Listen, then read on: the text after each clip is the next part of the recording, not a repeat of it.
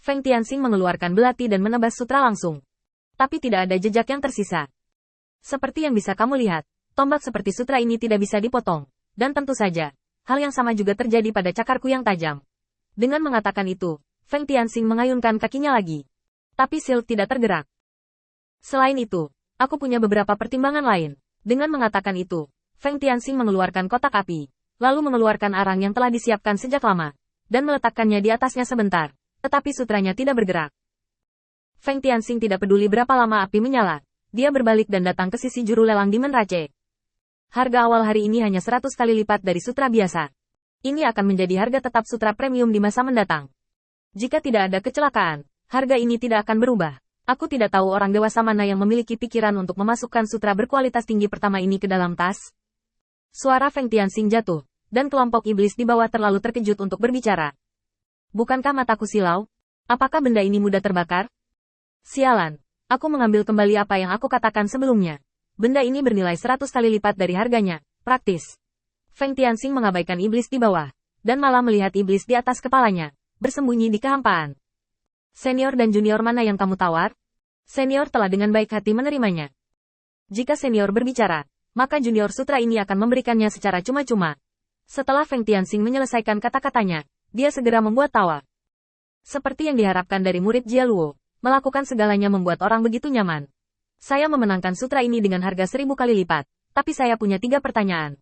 Pertama, berapa banyak sutra yang bisa kamu hasilkan? Kedua, bisakah kamu menstabilkan produksinya? Ketiga, apakah kamu bersedia bersumpah bahwa harganya tidak akan berubah? Feng Tianxing mengangguk dalam diam. Hasilnya belum disebutkan dalam prosesnya, dan hasil spesifiknya masih diperdebatkan. Lagi pula, cakar tajam iblis saya tidak cocok untuk disulam, jadi saya mempertimbangkan untuk menjual sutra sebagai ganti budak manusia.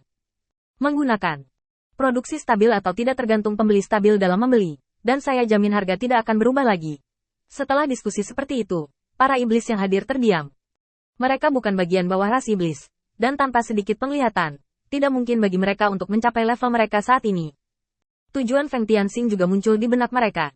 Membangun sistem perdagangan berdasarkan sutra sebagai dasar yang setara. 100 kali harga sutra biasa ini adalah bukti terbaik. Yang diinginkan Feng Tianxing adalah hak untuk berbicara dalam sistem moneter. Dan implementasi dari hal ini membutuhkan semua setan yang hadir. Setan yang berbicara sebelumnya tiba-tiba tertawa terbahak-bahak. Tidak heran kalau anakmu mau mempertaruhkan semua kekayaan bersih teman-temannya. Ternyata kamu ingin aku berkumpul di sini dan ditipu oleh anakmu. Haha. Meskipun ras iblis tidak muncul, tidak ada ras iblis yang berani membantah pernyataan ini. Feng Tianxing juga dapat menebak bahwa identitasnya tidak biasa, dan gerakannya bahkan lebih rendah hati. Hati-hati, kamu tidak bisa membodohi para senior. Setan pasti akan kembali. Oke, aku bosan dengan penawaran harga sutra miliaran. Kenapa kamu tidak mengubah seleramu? Biarkan lelaki tua ini menerimanya. Feng Tianxing hanya merasa pemandangan di depannya menjadi gelap, dan saat berikutnya, sutra itu menghilang tanpa bekas. Dan yang tersisa di depan Feng Tianxing adalah barang yang setara dengan 3000 lembar sutra. Barter, model perdagangan primitif seperti itu, diperkirakan hanya setan yang bisa melakukannya. Meskipun dia menghina di dalam hatinya, Feng Tianxing masih memberinya wajah yang cukup. Terima kasih senior. Saat Feng Tianxing turun dari panggung, pelelangan ini sepertinya sudah berakhir, tapi sepertinya belum berakhir. Pengukuran transaksi berdasarkan sutra biasa, dan kemudian menggunakan rasio tetap untuk menaikkan harga sutra yang luar biasa, mengikat sistem perdagangan setan mati. Sutra berkualitas tinggi diedarkan sebagai mata uang. Jika iblis ingin menekannya, itu akan mengejutkan seluruh iblis. Apalagi setelah sirkulasi sutra terbaik sudah mencukupi. Hanya dengan mengambil sutra yang dibuat dengan halus, Anda dapat terus-menerus menggerogoti sumber daya ras iblis. Pada saat itu, Feng Tianxing akan memiliki sumber daya yang tidak ada habisnya di tangannya. Diperkirakan hal baik seperti itu hanya bisa muncul di antara iblis. Lagi pula, umat manusia pasti akan membangun sistem mata uang yang lebih stabil, dan tidak seperti ini hanya oleh Feng Tianxing. Dengan berakhirnya pelelangan Feng Tianxing, dia juga pergi dari sini bersama Sein Deli dan langsung pergi ke lemari pameran lain di pasar gelap. Begitu dia memasukinya, Feng Tianxing melihat petanya. Peta yang mencatat peleburan 3000 pengadilan Tao menjadi satu dunia. Meski hanya sebagian yang ditampilkan, tingkat detailnya mencengangkan. Gunung dan sungai, bahkan tempat-tempat yang mungkin dialihkan dalam ratusan tahun, ditandai satu persatu. Peta sedetail itu tergantung pada posisi yang begitu mencolok.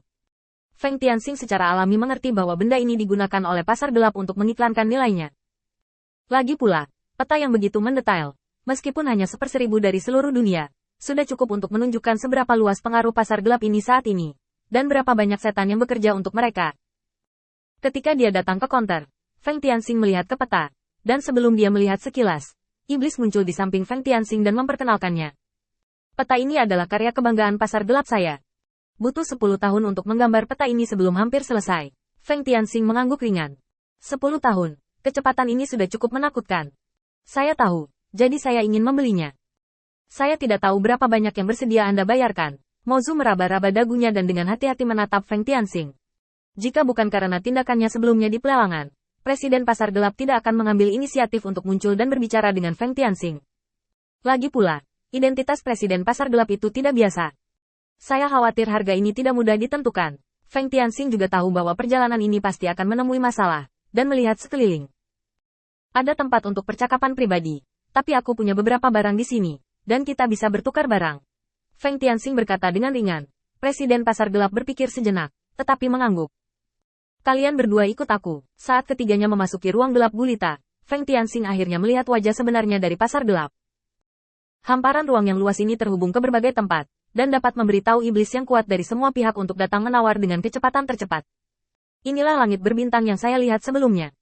Seolah melangkah dalam kegelapan, ketiganya memasuki ruangan terpisah, dan Presiden Pasar Gelap meminta orang untuk menuangkan anggur berkualitas sebelum mereka duduk di samping.